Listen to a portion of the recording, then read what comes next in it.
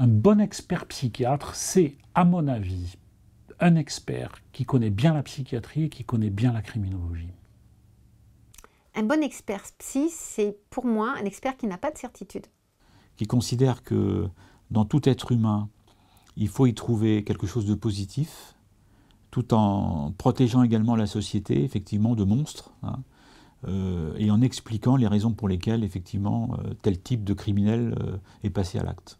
C'est quelqu'un qui n'a pas d'idéologie, pas de monoïdéisme, qui a une pensée complexe et qui va se méfier de sa seule subjectivité, qui va s'appuyer sur des échelles validées par ses pairs, qui va tenter de donner à la psychiatrie toute la rigueur qu'on pourrait attendre dans une autre discipline médicale.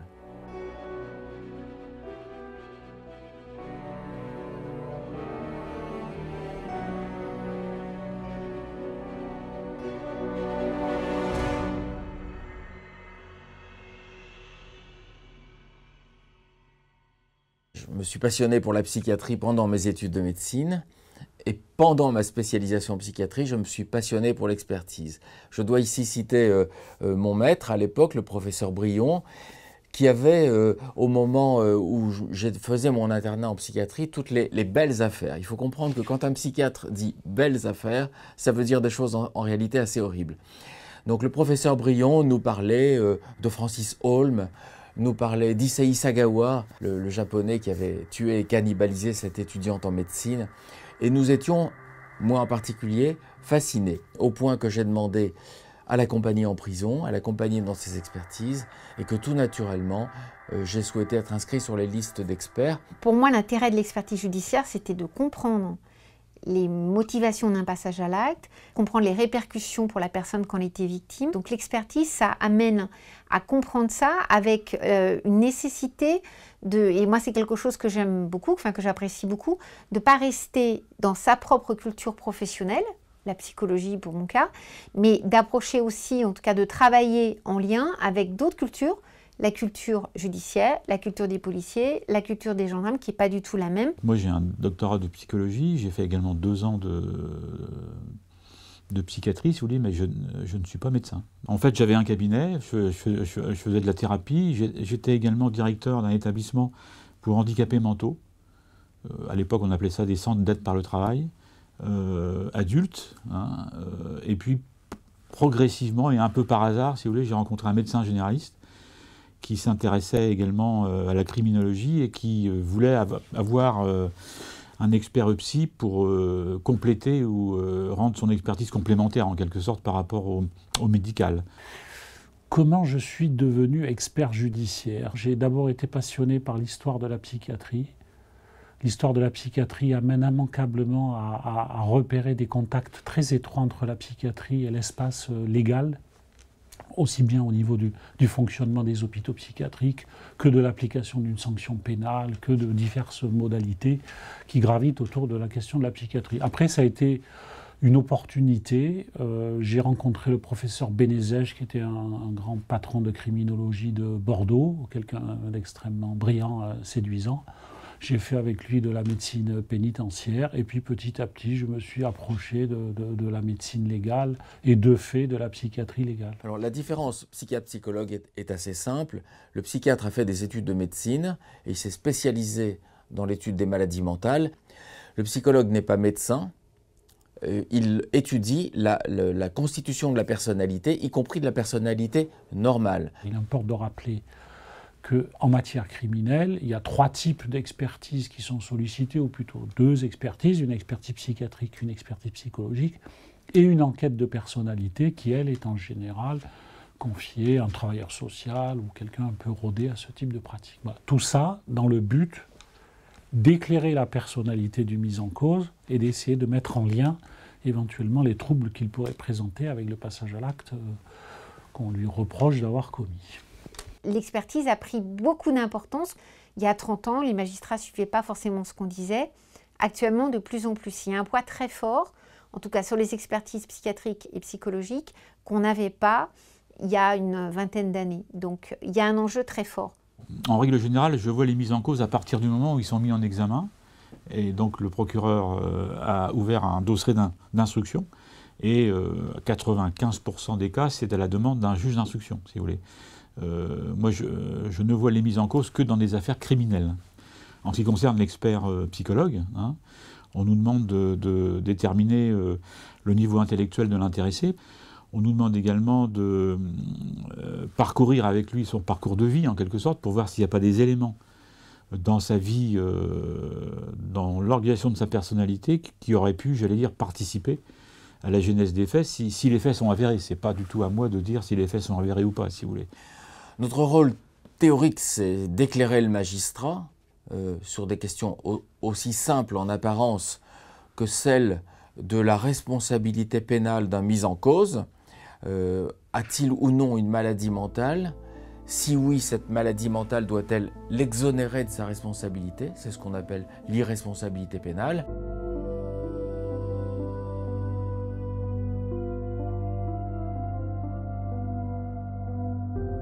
Il importe de rappeler que les modalités d'application de l'article 122.1 du Code pénal ne sont pas très précises hein, dans les textes de loi.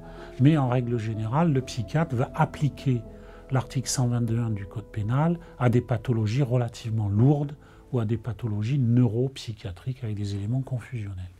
Psychose, grand délire, épisode psychotique aigu, bouffée délirante, certaines formes de bipolarité, il y a tout un spectre, qui n'est pas d'ailleurs défini de manière limitative, une fois de plus, par les textes. Dans notre droit, et depuis l'Antiquité, et dans toutes les démocraties judiciaires, un malade mental, criminel, ne doit pas être puni, il doit être soigné. C'est ce qu'on appelle le principe de l'irresponsabilité pénale. On a vu depuis quelques décennies cette tendance s'inverser, c'est-à-dire que les psychiatres semblent être de plus en plus réticents à considérer un malade mental comme irresponsable. La société le tolère de plus en plus mal, les victimes et familles de victimes, et ça c'est tout à fait compréhensible, ne le supportent pas, et on voit donc augmenter dans les dernières années le pourcentage de malades mentaux en prison. Il se trouve que, parallèlement à mes activités d'expert, j'ai une activité de médecin consultant en maison d'arrêt et je peux répondre assez clairement à cette question qu'il y a des patients psychotiques qui, potentiellement, n'ont rien à faire en détention parce qu'ils sont mal pris en charge, parce qu'ils peuvent avoir des troubles graves du comportement liés à leur pathologie psychiatrique et qui sont dans un milieu qui est grosso modo ou globalement délétère pour leur état de santé. Ce que je peux constater, c'est que les prisons actuellement, même là où il y a des centres SMPR, c'est des centres médico-psy pour la prise en charge des personnes qui sont incarcérées, n'ont pas les moyens de prendre en charge des personnes atteintes de troubles psychiatriques graves, des patients schizophrènes, des personnes schizophrènes, des auteurs qui ont commis des passages à l'acte dans un contexte délirant. La prison n'est pas le lieu qui va leur permettre d'être soignés. Et ce sont des gens qui ont avant tout besoin de soins. Ce qui me désole encore plus, c'est de voir des experts psychiatres qui sont contre le principe de l'irresponsabilité. Je peux parfaitement le comprendre au plan symbolique et psychologique. Leurs arguments sont simples. Ils disent « Considérer un malade mental comme irresponsable, c'est au fond le dissocier de son acte et l'exclure de la société des humains. » Alors que le traiter normalement, le juger en cour d'assises, eh bien ça le réintègre dans le corps social. Et ils disent encore, c'est bon pour la famille de la victime car c'est insupportable pour eux l'irresponsabilité pénale. Soit, admettons, mais alors il ne faut pas faire d'expertise, puisqu'on connaît déjà l'opinion de ces experts avant même qu'ils aient rencontré le sujet. Ils sont idéologiquement contre l'irresponsabilité pénale. Personnellement, je ne suis ni pour ni contre, ça existe. Et j'estime que chaque cas doit être singulier et que lorsque quelqu'un a commis un acte criminel et qu'il est fou, eh bien, il faut quand même se souvenir de nos rudiments de psychiatrie légale. Je prends un seul exemple. Vous avez un psychopathe. Donc un psychopathe, en règle générale, il est accessible à une sanction pénale. Il n'y a pas de doute, c'est le fonds de commerce de la pratique de psychiatrie légale. Quand un journaliste annonce aux 20h on vient d'arrêter un dangereux psychopathe, tout le monde comprend malade mental. Et même le journaliste qui le dit, c'est ce qu'il veut dire. Mais ce n'est pas du tout l'acception du terme en psychiatrie. La psychopathie en psychiatrie, qui s'appelle aujourd'hui personnalité antisociale, c'est un trouble de personnalité simplement. qui suppose impulsivité, agressivité, immédiateté du désir, incapacité d'accepter des règles, des interdits. Ce psychopathe consomme pendant plusieurs années des toxiques illicites, tout en sachant qu'il les a consommés, que c'est interdit et que c'est nuisible à sa santé. Ce psychopathe, au bout de quelques années, va présenter un épisode psychotique aigu. Au cours de cet épisode psychotique aigu, il commet un meurtre. Toute la question va être, in fine, est-ce qu'on prend juste l'épisode, épisode psychotique aigu, donc application de l'article 122.1 du Code pénal, ou est-ce qu'on se dit, comme avec l'alcool, il a pris des toxiques, il savait que c'était interdit, il savait que c'était nuisible à son état de santé, il a présenté un épisode psychotique, il est responsable, parce que lorsque l'on remonte la chaîne des causes, on se rend compte qu'au départ, c'était l'usage inapproprié, excessif, interdit de toxiques illicites. C'est la même rhétorique que pour l'alcool. Vous buvez beaucoup d'alcool, vous perdez pied, votre état de conscience est altéré, vous commettez une infraction, la police ou la gendarmerie vous arrête, vous allez être pénalisé et parfois même l'alcool va être une circonstance aggravante. Si je reviens à mon psychopathe qui s'est psychotisé, si vous le déclarez responsable, vous allez quand même, au bout du compte, vous retrouver avec un psychotique relativement lourd en milieu de détention qui va poser quelques difficultés. Parce qu'en règle générale, ce n'est pas le lieu idéal de séjour d'un psychotique que de se retrouver en milieu de détention. Les psychiatres qui responsabilisent artificiellement un malade mental, le dirigent vers la prison, ça répond à la demande de la société, qui est qu'on ne veut pas le revoir dehors. Ce que les gens ne comprennent pas, c'est que en responsabilisant artificiellement un malade mental criminel, on va le diriger vers la case prison, mais avec une peine qui sera atténuée précisément à cause de la maladie mentale. Et dans certains cas, et même dans la majorité des cas, il va sortir bien plus tôt qu'il ne serait sorti de l'hôpital psychiatrique. Et ça, les gens ne le comprennent pas. Parce que la fin de peine, elle n'est pas négociable, elle est déjà fixée. Très souvent, ils auront des remises de peine pour bonne conduite parce qu'ils seront shootés par les médicaments en prison, donc ils ne remuent pas une oreille.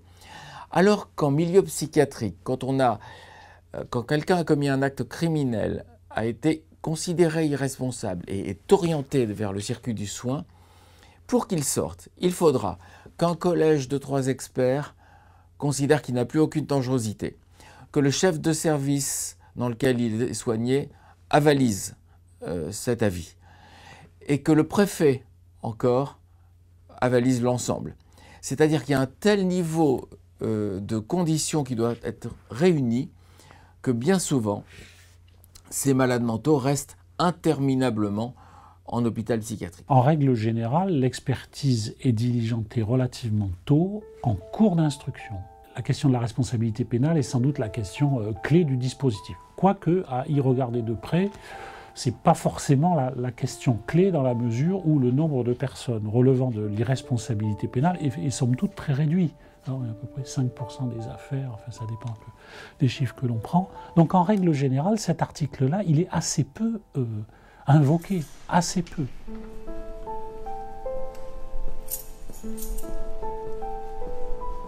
Moi, ça fait 35 ans que je fais ce métier, si vous voulez. J'ai examiné plus de 13 000 personnes. J'ai l'habitude de dire que depuis 35 ans, j'ai passé à peu près plus de 2 ans de prison, personnellement, alors que j'ai jamais été condamné à quoi que ce soit. Mais c'est simplement le fait que je reste à peu près 1h30, 2 heures, 2h30. Ça dépend, hein. Par exemple, des personnages comme Michel Fourniret, je les ai vus à peu près plus d'une vingtaine d'heures. En règle générale, je demande à ce qu'ils soient désentravé, désenchaîné, tout simplement parce que, là encore, éthiquement, pour moi, c'est du face-à-face. Hein. Bon, il y a des conditions de sécurité par rapport à certains personnages, évidemment. On est assez protégé parce qu'il y a des gardiens, il y a un environnement qui est peut-être probablement pas le plus simple pour la personne qui se retrouve à être entendue en tant que mise en cause par un expert. Mais pour l'expert, il y a un contexte, un cadre où on est plus sécurisé que si on la reçoit, ce qui est l'autre solution, soit à l'hôpital, soit en cabinet libéral, selon le cadre dans lequel on travaille. Ça m'est arrivé d'avoir peur avec des personnes à expertiser dans un contexte où je les recevais à mon cabinet, donc sans protection. Et ça m'est arrivé d'avoir des menaces, il n'y a pas que moi, hein, ça arrive à plusieurs collègues, des menaces, d'être tué par arme, d'être violé, enfin des choses peu sympathiques comme ça. Et là, forcément, quand on est tout seul dans son cabinet, on n'est pas forcément très à l'aise. J'ai le souvenir d'avoir examiné, c'était au début de ma pratique, un psychotique qui était incarcéré et qui a d'ailleurs fini dans mon service parce qu'il a obtenu l'application de l'article 122.1 du Code pénal, et pendant que je lui posais des questions et que j'avais le nez penché sur ma feuille pour prendre mes notes, il s'est jeté sur moi, mais en arrêtant, c'est ce qu'on appelle un peu les impulsions psychotiques. Il s'est jeté sur moi, il a arrêté son geste au dernier mois, j'avoue que j'ai fait un petit sursaut sur ma chaise. Je n'ai que très rarement éprouvé de la peur au sens physique face à un interlocuteur. Une fois, en maison d'arrêt, je peux vous raconter le cas d'un homme qui était tellement agressif que le surveillant, hein, le maton pour reprendre le langage, m'avait dit « je ne peux pas vous laisser seul avec lui, il est très violent ».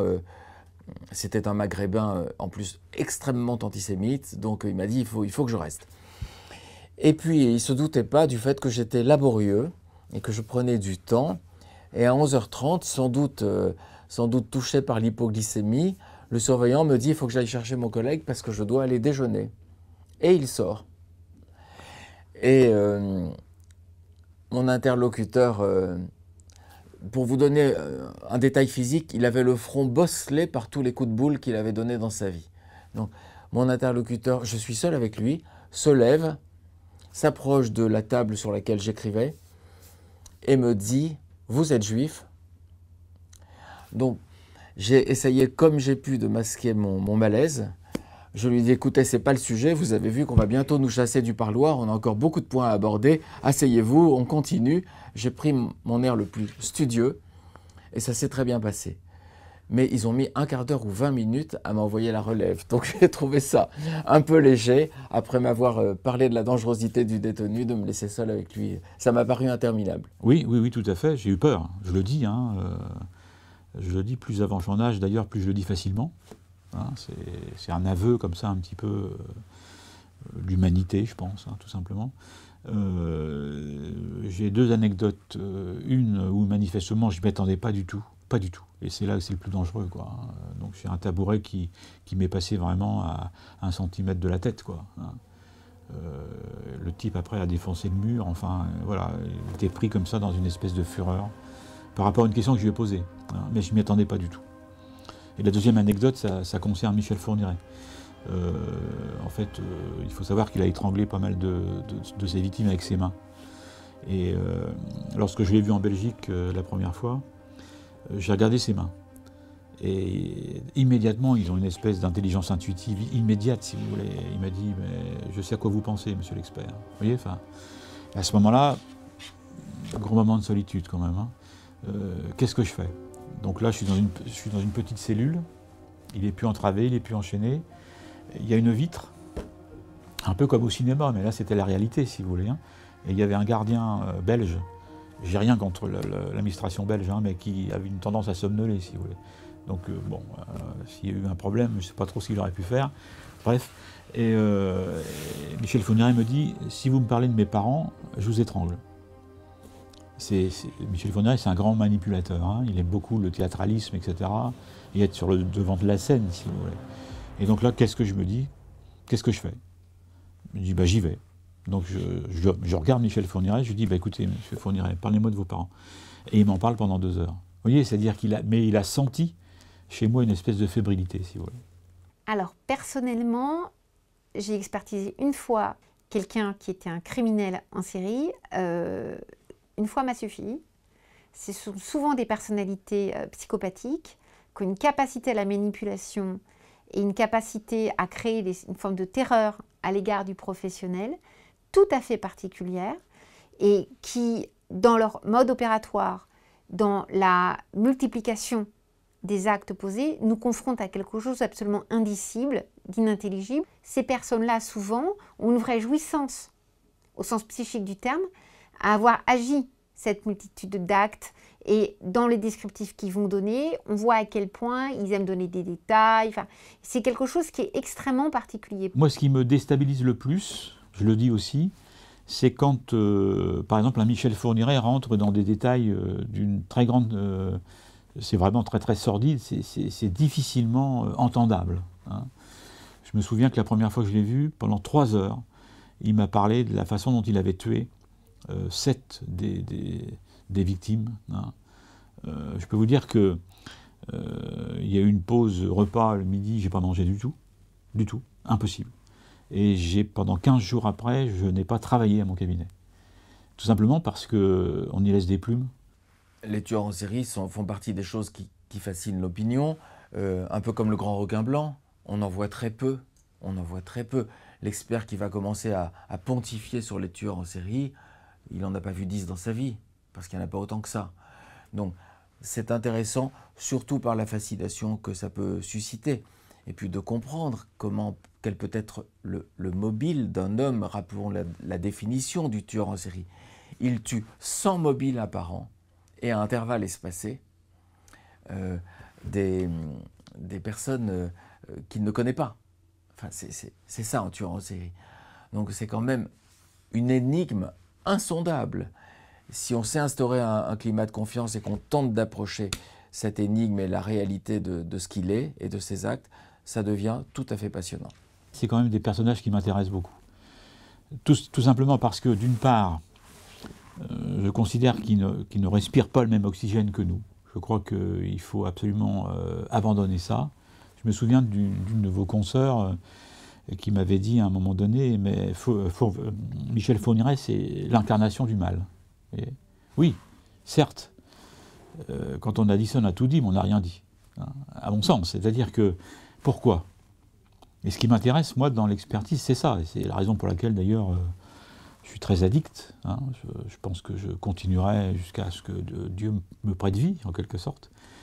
Tout simplement parce que je recherche même chez les pires criminels ce qu'il en est un petit peu de leur nature humaine. L'énigme des tueurs en série, c'est une banalité de le dire, c'est soit le plaisir qu'ils prennent à tuer, soit une haine des femmes ou une peur des femmes, parce que bien souvent, il s'agit de femmes qui sont victimes, et qu'on tente d'approcher sans se transformer en psychothérapeute, parce qu'il ne faut pas jouer la confusion des sentiments ni la confusion des rôles, mais on tente d'approcher cette énigme. Et il y a parfois les deux. Parfois, la haine des femmes va se traduire par un plaisir de tuer. Et on le voit dans le degré de violence pré-mortem et parfois même post-mortem. Donc il faut imaginer l'horreur de ces dossiers. Le profil qui m'intéresse le plus, c'est sans doute le tueur en série. Alors on n'en croise pas tous les 4 matins. Parce que le tueur en série, c'est une espèce de condensé de psychopathologie à la fois complexe et qui s'appuie à la fois sur une analyse psychiatrique et une analyse criminologique. C'est pas très fréquent, hein, c'est pas très fréquent, mais il arrive quand même que dans un parcours d'expertise, et je pense à une affaire qui a été plaidée et jugée à Bordeaux, où un sujet présentait, et je l'ai dit clairement, tous les critères d'un tueur en série. Tous les critères. Et je l'ai dit, et je crois que c'était d'une telle évidence, qui plus est, que l'avocat de la défense n'a même pas cherché à contester ce que je disais, parce que je pense qu'il intuitait que c'était un type extrêmement dangereux qu'on risquait de lâcher dans la nature. Voilà, il avait tous les critères. Quand vous êtes au début de la série, c'est plus compliqué que quand vous êtes à la fin. Quand vous avez tué 15 personnes, c'est sûr que c'est un petit peu plus facile de parler d'un tueur en série. Moi, ce qui m'intéresse beaucoup, c'est d'essayer de le repérer avant même qu'il ait commencé la série. Parce que ça, c'est notre objet. Et depuis que je me suis intéressé de près aux tueurs en série, j'ai envie de dire que j'ai moins des jugements bisounours aux assises. C'est-à-dire que je vois quelques collègues experts qui ont tendance à nuancer, parfois un petit peu à l'excès, la question de la dangerosité. Moi, j'avoue que ces dernières années, je suis beaucoup plus radical et je pense que, malgré tout, l'expert psychiatre ne peut pas s'autoriser à édulcorer une dangerosité qui lui paraîtrait évidente. Voilà. Ça m'est arrivé, assez rarement, mais ça m'est arrivé, si vous voulez, de dire en cour d'assises, et je mesure le poids de l'importance par rapport aux jurés, de dire que j'étais très réservé quant à la non-dangerosité criminologique d'un tel ou d'un tel. Par exemple, Michel Fourniret, ça m'est arrivé à la barre de dire que pourra surveiller l'infirmière qui va le veiller sur son lit de mort. C'est une formule, c'est un peu provocateur si vous voulez, mais c'est pour bien expliquer comment ce personnage fonctionne, quoi.